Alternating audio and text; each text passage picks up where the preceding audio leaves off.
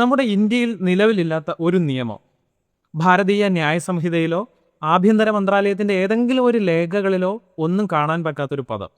പക്ഷേ കഴിഞ്ഞ കുറച്ച് ദിവസങ്ങളായിട്ട് രാഷ്ട്രീയ ചർച്ചകളിലും മാധ്യമങ്ങളുടെയൊക്കെ തലക്കെട്ടുകളായിട്ട് ഇങ്ങനെ പ്രകമ്പനം കൊള്ളിച്ചുകൊണ്ട് നിൽക്കുന്നൊരു വാക്കുണ്ട്: ദിമാഗി നക്സൽ. ഒരു വശത്ത് രാജ്യത്തിന്റെ പ്രധാനമന്ത്രിയും കേന്ദ്രമന്ത്രിമാരും നമുക്ക് മുന്നറിയിപ്പ് തരികയാണ്. കണ്ണിൽ കാണുന്ന സായുധ പോരാളികളെക്കാൾ അപകടകാരികളാണ് ചിന്തകൾ കൊണ്ട് വിഘടനവാദം നടത്തുന്ന ദിമാഗി നക്സലുകൾ എന്ന് പറയുന്നു. അപ്പോൾ അതേസമയം പ്രതിപക്ഷവും ഭരണഘടനാ വിദഗ്ധരും ഇതിന് തിരിച്ചടി നൽകുന്നുണ്ട്. ഇതൊരു പുതിയ സുരക്ഷാ ഭീഷണിയൊന്നും അല്ലെന്നോ സർക്കാരിനോട് വിയോജിക്കുന്നവരുടെ വായൊക്കെ അടപ്പിക്കാൻ വേണ്ടിയിട്ട് നിർമ്മിച്ചെടുത്ത ഒരു രാഷ്ട്രീയ ലേബലാണ് എന്നാണ് അവർ കളിയാക്കുന്നത്. എന്നാൽ ഇത്തരത്തിലുള്ള വാദപ്രതിവാദങ്ങൾക്കപ്പുറം നമ്മൾ വസ്തുതാപരമായി പരിശോധിക്കേണ്ട ചില നിർണായക ചോദ്യങ്ങൾ കൂടി ഇതിൻ്റെ പിന്നിലുണ്ട് എന്ന് മനസ്സിലാക്കണം. അതിൽ ഏറ്റവും ആദ്യത്തേത് കേന്ദ്ര ആഭ്യന്തര മന്ത്രാലയത്തിൻ്റെ കണക്ക് പ്രകാരമുള്ളൊരു കാര്യമാണ്. 2010 താരതമ്യം ചെയ്ത് നോക്കുമ്പോൾ നക്സൽ ആക്രമണത്തിൽ ഒരു 90% കുറവ് വന്നിട്ടുണ്ട്. നക്സലിസം അതിൻ്റെ ചരിത്രത്തിൽ തന്നെ ഏറ്റവും വലിയ തകർച്ച നേരിടുന്ന ഈ ഒരു സിറ്റുവേഷനിൽ കേന്ദ്രം എന്തിനാണ് ഇത്തരത്തിലുള്ള ഒരു ആരോപണം കൊണ്ടുവരുന്നത് എന്നൊരു പ്രധാനപ്പെട്ട ചോദ്യം അവിടെ നിലനിൽക്കുന്നുണ്ട്.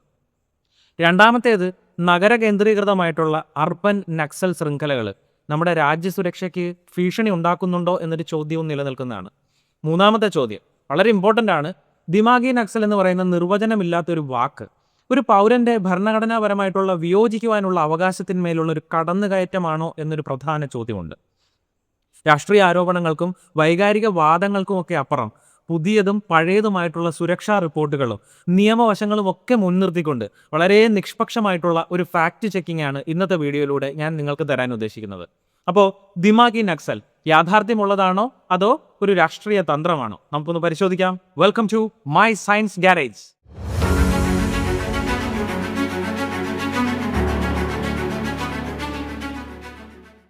സ്വാതന്ത്ര്യദിനത്തിൽ റെഡ് ഫോർട്ടിൽ വെച്ച് നമ്മൾ സ്വാതന്ത്ര്യദിന സന്ദേശമൊക്കെ ഇങ്ങനെ കേട്ടുകൊണ്ടിരുന്നൊരു സമയത്ത് പ്രധാനമന്ത്രി ശ്രീ നരേന്ദ്രമോദിയുടെ നാവിൽ നിന്ന് വീണ ഒരൊറ്റ വാക്ക് അത് പിന്നീട് ഇന്ത്യൻ രാഷ്ട്രീയ മേഖലയെ ആകെ പിടിച്ചു കുലുക്കുന്ന ഒരു സിറ്റുവേഷൻ ഉണ്ടാക്കി. ദിമാഗി നക്സൽ എന്ന് പറയുന്നൊരു വാക്ക്. കാടുകളിലൂടെയൊക്കെ ആയുധമേന്തി വരുന്ന നക്സലൈറ്റുകളെയൊക്കെ വേരോടെ പിഴുതെറിഞ്ഞു കഴിഞ്ഞുവെന്നും എന്നാൽ തോക്കുകൾക്കൊക്കെ പകരം അതിനേക്കാൾ അപകടകാരിയായ മറ്റൊരു കൂട്ടർ ഇന്നും ആസൂത്രിതമായി ഇവിടെ പ്രവർത്തിക്കുന്നുണ്ട് എന്നും അവരാണ് ദിമാഗി നക്സലുകൾ എന്നാണ് പ്രധാനമന്ത്രി അന്ന് നമ്മളോടായിട്ട് പറഞ്ഞത്. ചിന്തകൾ കൊണ്ടും ബുദ്ധി കൊണ്ടും സമൂഹത്തിൽ വലിയ രീതിയിലുള്ള അരാജകത്വം സൃഷ്ടിക്കാൻ ശ്രമിക്കുന്ന ഈ മനഃശാസ്ത്രപരമായിട്ടുള്ളൊരു നക്സലിസത്തിനെ നമ്മൾ തിരിച്ചറിയണമെന്നും അതിനെ ഒറ്റപ്പെടുത്തണമെന്നുമാണ് അദ്ദേഹം നമുക്ക് നൽകിയിട്ടുണ്ടായിരുന്ന മുന്നറിയിപ്പ് എന്ന് പറയുന്നത്. അപ്പോൾ ഈ ഒരു പ്രസ്താവനയ്ക്ക് ശേഷം ഡൽഹിയിലെ രാഷ്ട്രീയ കേന്ദ്രങ്ങളിൽ അത് വലിയ രീതിയിലുള്ളൊരു കൊടുങ്കാറ്റുണ്ടാക്കി.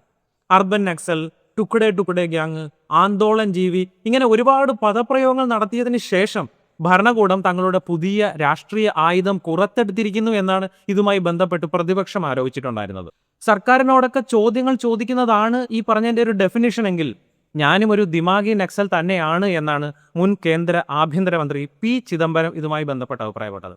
അപ്പോൾ അതേ സമയത്ത് തന്നെ ഈ ഒരു ടാക്ടിക്സിനെ പരിഹസിച്ചുകൊണ്ട് അതിൽ വിയോജിപ്പ് പ്രകടിപ്പിച്ചുകൊണ്ട് ദിമാഗി നക്സൽ പാർട്ടി എന്ന പേരിൽ പുതിയൊരു സോഷ്യൽ മീഡിയ അക്കൗണ്ട് തന്നെ പ്രത്യക്ഷപ്പെടുന്ന കാഴ്ചയും നമ്മൾ കണ്ടു. അപ്പോൾ ഒരു പ്രധാനപ്പെട്ട ചോദ്യം ഇവിടെ വരികയാണ്.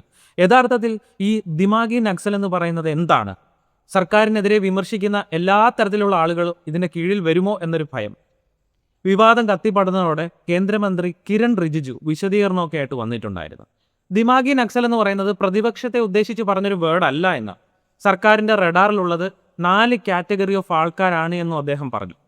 മാവോയിസ്റ്റ് ആശയങ്ങളെയൊക്കെ പിന്തുണയ്ക്കുകയും ഇന്ത്യൻ ഭരണഘടനയെ പൂർണ്ണമായി തള്ളിക്കളയുകയും ചെയ്യുന്ന ഒരു കാറ്റഗറി ആൾക്കാരെയും, രാജ്യത്ത് വിഘടനവാദങ്ങളൊക്കെ നടത്തുകയും ആർട്ടിക്കിൾ 370 മുൻനിർത്തി വിഭജന ശ്രമത്തിന് തയ്യാറെടുക്കുന്ന ആൾക്കാർ, അങ്ങനെ ഒരു കാറ്റഗറി. അതേപോലെ വടക്കുകിഴക്കൻ സംസ്ഥാനങ്ങളെയൊക്കെ വേർപെടുത്താൻ ചിക്കൻ സ്നേക്ക് കോറിഡോർ തടസ്സപ്പെടുത്തണം എന്ന് ചിന്തിക്കുന്ന ഒരു കാറ്റഗറി ഓഫ് ആൾക്കാർ.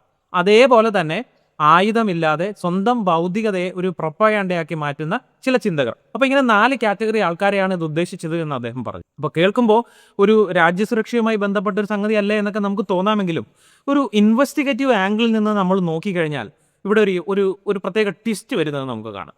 അതായത് തൊട്ട് മുൻപുള്ള ഒരു പാർലമെൻറ്റ് സെക്ഷനിൽ ഒരു ഔദ്യോഗികമായിട്ടുള്ളൊരു വിശദീകരണം ഗവൺമെൻറ് കൊടുത്തിട്ടുണ്ടായിരുന്നു. അപ്പോൾ അത് കേൾക്കുമ്പോൾ നമുക്ക് കാര്യം കുറച്ചുകൂടി ക്ലിയർ ആവും.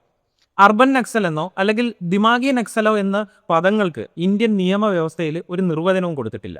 അപ്പോൾ അങ്ങനെയാണെങ്കിൽ നിയമപരമായിട്ടുള്ള ഒരു അടിത്തറയില്ലാത്ത വ്യക്തമായിട്ടുള്ള അതിർവരമ്പുകളില്ലാത്ത ഈ ഒരു പദം യഥാർത്ഥത്തിൽ നമ്മുടെ രാജ്യസുരക്ഷയെ ബാധിക്കുന്ന ഒന്നായി മാറുമോ? അതോ ജനാധിപത്യപരമായിട്ടുള്ള വിയോജിപ്പ് പ്രകടിപ്പിക്കുന്ന വിദ്യാർത്ഥികളായിക്കോട്ടെ, ബുദ്ധിജീവികളായിക്കോട്ടെ, അല്ലെങ്കിൽ ഇവരുടെ വിമർശകരായിക്കോട്ടെ, അപ്പോൾ ഇവർക്കെതിരെ പ്രയോഗിക്കാൻ പറ്റുന്ന ഒരു പ്രധാനപ്പെട്ട ആയുധമായിരിക്കുമോ അത്? അപ്പോൾ ഇതിൻ്റെ രാഷ്ട്രീയ നാടകങ്ങൾക്കപ്പുറം അതിൻ്റെ യഥാർത്ഥ നിയമവശങ്ങളും സുരക്ഷാ ഏജൻസികളൊക്കെ നൽകുന്ന രഹസ്യ റിപ്പോർട്ടുകളുടെയും കൂടെ ആഴത്തിൽ നമുക്കിതിനെ ഒന്ന് അപഗ്രഥിക്കുവാനായിട്ട് ശ്രമിക്കാം. ശരിക്കും എന്താണ് ഈ അർബൻ നക്സലിസം എന്നൊന്ന് മനസ്സിലാക്കാൻ ശ്രമിക്കണം. സുരക്ഷാ ഏജൻസികളുടെയും അതേപോലെ രഹസ്യാന്വേഷണ ഏജൻസികളുടെയൊക്കെ റിപ്പോർട്ടുകളൊക്കെ പരിശോധിച്ചാൽ നമുക്കൊരു പ്രധാനപ്പെട്ട കാര്യം മനസ്സിലാവുന്നു. 2004 മാവോയിസ്റ്റ് സംഘടനകളൊക്കെ രൂപീകരിക്കുന്ന ആ ഒരു സമയത്ത് അവരുടെ ഔദ്യോഗികപരമായിട്ടുള്ള രേഖകളിലൊക്കെ ഒരു പ്രധാന കാര്യം പറയുന്നുണ്ട്. അതായത് കാടുകളിൽ മാത്രം പോരാടിയാൽ പോരാ, വൻ നഗരങ്ങളിൽ ശക്തമായിട്ടുള്ള അർബൻ സപ്പോർട്ട് എക്കോസിസ്റ്റം കൂടി കെട്ടിപ്പടുക്കണം. അതായത് നഗരങ്ങളിലെ വിദ്യാർത്ഥികൾ, തൊഴിലാളികൾ, അതേപോലെ ബുദ്ധിജീവികൾ എന്നിവരിലേക്ക് കടന്നു ചെല്ലുകയും അവിടെ ആശയപ്രചരണം നടത്തുകയും കേസുകളിൽ നിയമസഹായങ്ങളൊക്കെ നൽകുകയും ലോജിസ്റ്റിക്സ് ഒരുക്കങ്ങളൊക്കെ ഉണ്ടാക്കുകയും ചെയ്യുക. അതായത് ആയുധമെടുക്കുന്ന പോരാളികൾക്കപ്പുറം ആശയങ്ങൾ കൊണ്ട് സഹായം നൽകുന്ന ഒരു ശൃംഖല കാടിന് പുറത്തേക്ക് കൂടി വ്യാപിപ്പിക്കുക എന്നൊരാശയമാണ് ഇതിനകത്ത് നിന്ന് മനസ്സിലാക്കാൻ സാധിക്കുന്നത്. അപ്പോൾ ഇതിനെ ഏറ്റവും വലിയൊരു ഉദാഹരണമായിട്ട് സുരക്ഷാ ഏജൻസികൾ ചൂണ്ടിക്കാണിക്കുന്നത് 2018 ഭീമ കൊറേഗാവ് എന്ന് പറയുന്ന ഒരു കേസാണ്. പ്രൊഫസർമാർ, കവികൾ, സാമൂഹിക പ്രവർത്തകർ തുടങ്ങിയ പ്രമുഖരായിട്ടുള്ള ആൾക്കാരെയാണ് അന്വേഷണ ഏജൻസി UAPA ചുമത്തി അറസ്റ്റ് ചെയ്തിട്ടുള്ള കാര്യം നമ്മൾ കണ്ടിട്ടുള്ളതാണ്. അപ്പോൾ ഇവിടെയാണ് രാജ്യത്ത് വലിയൊരു ബൗദ്ധിക സംവാദം കൂടി ഉടലെടുക്കുന്നത് എന്ന് കാണാം. അതായത് ഇവർ ഈ നിരോധിത സംഘടനകൾക്ക് സാമ്പത്തികവും ആശയപരമായിട്ടുള്ള പിന്തുണകളൊക്കെ നൽകിയ ക്രിമിനലാണോ എന്നൊരു ചോദ്യം, അതോ വനാന്തരങ്ങളിലെ ഗോത്രവർഗ്ഗക്കാരുടെയും സാധാരണക്കാരുടെയും ഒക്കെ അവകാശങ്ങൾക്ക് വേണ്ടി ഭരണകൂടത്തോട് നിരന്തരം ചോദ്യങ്ങളൊക്കെ ചോദിച്ച് തടവറയിലാക്കപ്പെട്ട ആളുകളാണോ എന്നൊരു ചോദ്യം. അപ്പോൾ ഇവിടെയാണ് വളരെ നിഷ്പക്ഷമായിട്ടുള്ള നിയമവശം കൂടി ഒന്ന് പരിശോധിക്കേണ്ട ആവശ്യകത ഉണ്ടാവുന്നത്. ആഭ്യന്തര മന്ത്രാലയം ഔദ്യോഗികമായി വ്യക്തമാക്കിയതുപോലെ അർബൻ നക്സൽ എന്നോ അല്ലെങ്കിൽ ഈ ദിമാഗി നക്സൽ എന്നോ ഉള്ള പദങ്ങൾക്ക് ഇന്ത്യൻ ശിക്ഷാ നിയമം എടുത്തു നോക്കിയാലും അതേപോലെ UAPA എടുത്തു നോക്കിയാലും അതിനകത്ത് നിർവചനമൊന്നുമില്ല. സുപ്രീം കോടതിയുടെ തന്നെ ചില പ്രധാനപ്പെട്ട വിധികളിൽ വ്യക്തമാക്കിയിട്ടുള്ള കാര്യം എന്തെന്ന് വെച്ചാൽ, ഒരു നിരോധിത സംഘടനയുടെ ആശയത്തോട് നിങ്ങളൊരു അനുഭാവം പുലർത്തുന്നത് കൊണ്ട് മാത്രം നിങ്ങളൊരു ഭീകരവാദി ആകുന്നില്ല എന്നുള്ളതാണ്. സായുധ ആക്രമണത്തിന് ആഹ്വാനം ചെയ്യുകയോ അല്ലെങ്കിൽ അതിൽ പങ്കാളിയാകുകയോ ചെയ്താൽ മാത്രമേ അത് സംഭവമാകുള്ളൂ എന്ന് പറയുന്നു. സർക്കാരിൻ്റെ നയങ്ങളെയൊക്കെ കടുപ്പത്തിൽ വിമർശിക്കുക എന്നത് ഭരണഘടനയിലെ ആർട്ടിക്കിൾ 19 നമുക്ക് നൽകുന്ന ഒരു സ്വാതന്ത്ര്യമാണെന്ന് മനസ്സിലാക്കണം. അപ്പോൾ ഇവിടെയാണ് ഈ വിഷയത്തിൻ്റെ ഏറ്റവും വലിയൊരു കൺഫ്യൂഷൻ കൂടി ഉണ്ടാകുന്നത് എന്ന് കാണാൻ സാധിക്കും. രാജ്യത്തിൻ്റെ പരമാധികാരത്തെയും സുരക്ഷയെയും ഒക്കെ തകർക്കാൻ ശ്രമിക്കുന്ന രഹസ്യ ശൃംഖലകളൊക്കെ കണ്ടെത്തുന്നതിനുള്ള ചുമതല സുരക്ഷാ ഏജൻസികളുടെ കയ്യിലാണുള്ളത്. എന്നാൽ വ്യക്തമായിട്ടുള്ള നിയമപരമായ നിർവചനങ്ങളില്ലാത്ത ഇത്തരം ലേബലുകളൊക്കെ ഉപയോഗിച്ചുകൊണ്ട് സർക്കാരിനോട് ചോദ്യങ്ങൾ ചോദിക്കുന്ന വിദ്യാർത്ഥികളെയും ഈ ബുദ്ധിജീവികളെയും അതേപോലെ മാധ്യമപ്രവർത്തകരെയും ഒക്കെ വേട്ടയാടിയ അത് നമ്മുടെ ജനാധിപത്യത്തിൻ്റെ അടിത്തറയെ തന്നെ തകർക്കുന്ന ഒരു സിറ്റുവേഷനായി മാറും. അപ്പോൾ ഇതൊരു വലിയ പ്രശ്നമായി നിലനിൽക്കുകയാണ്.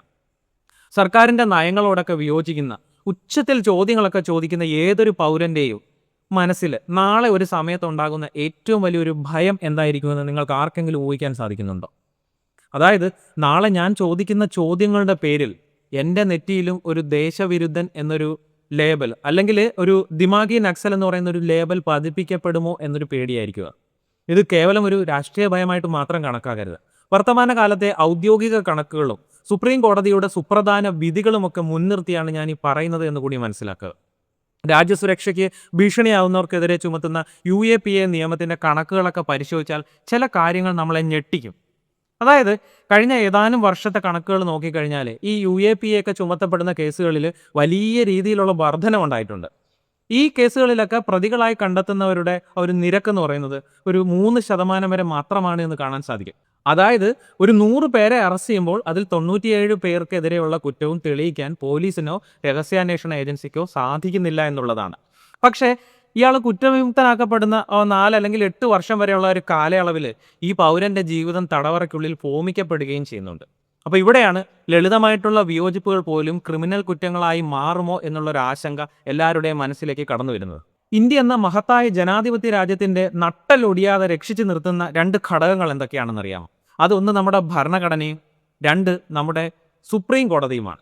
അപ്പോൾ നേരത്തെ സൂചിപ്പിച്ച ഭീമ കൊറേഗാവ് കേസൊക്കെ പരിഗണിക്കുന്ന സമയത്ത് സുപ്രീം കോടതി വിളിച്ചു പറഞ്ഞ ചില പ്രസിദ്ധമായിട്ടുള്ള വാക്കുകൾ കൂടി ഈ സമയത്ത് നമ്മളൊന്ന് മനസ്സിലാക്കണം. Dissent is a safety valve of democracy. If you don't allow safety valves the pressure cooker will burst എന്നാണ് പറഞ്ഞത്. വിയോജിപ്പുകളാണ് ജനാധിപത്യത്തിൻ്റെ സേഫ്റ്റി വാൽവുകളെന്നും ആ വാൽവുകൾ നിങ്ങൾ അടച്ചു പൂട്ടിയാൽ അതൊരു പ്രഷർ കുക്കർ പോലെ നമ്മുടെ ജനാധിപത്യത്തെ തന്നെ പൊട്ടിത്തെറിപ്പിക്കും എന്നാണ് പറഞ്ഞതിൻ്റെ അർത്ഥം. സർക്കാരിനോട് നോ എന്ന് പറയാനുള്ള ഒരവകാശം, ഒരു പൗരന് ഭരണകൂടത്തിൻ്റെ കണ്ണുകളിലേക്ക് നോക്കി നിങ്ങൾ ചെയ്തത് തെറ്റാണ് എന്ന് ചൂണ്ടിക്കാണിക്കുന്നതിനുള്ള ഒരവകാശം. അപ്പോൾ ഈ അവകാശങ്ങളൊക്കെ ഒരു രാഷ്ട്രീയ പാർട്ടിക്കാരുടെ ഒരു ദാനമൊന്നുമല്ല. അത് ഡോക്ടർ BR അംബേദ്കറും നമ്മുടെ ഭരണഘടനാ ശില്പികളും ആർട്ടിക്കിൾ 19 നമുക്ക് അനുവദിച്ചു തന്ന മൗലിക അവകാശമാണ്.